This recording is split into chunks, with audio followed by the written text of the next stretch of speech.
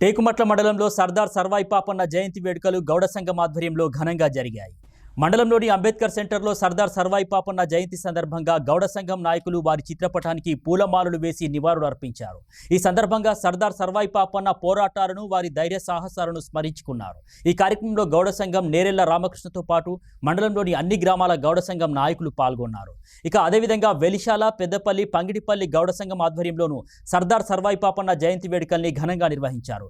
మొఘల్ సేనలు స్థానిక దొరల అణచివేతలను ప్రతిఘటించి సర్దార్ సర్వాయి పాపన్న ప్రజలకు ఒక రక్షకుడిగా నిలిచారని కొనియాడారు. టేకుమట్ల మండలంలోని సర్వాయి పాపన్న గౌడు 375వ జన్మదిన కార్యక్రమాన్ని టేకుమట్ల మండల సెంటర్లో అంబేద్కర్ కూడలి వద్ద చిత్రపటానికి పూలమాల వేసి ఈ జయంతి కార్యక్రమంను టేకుమట్ల మండల గౌడ కులాస్తులు అందరం కలిసి ఘనంగా చేసుకోవడం జరిగింది.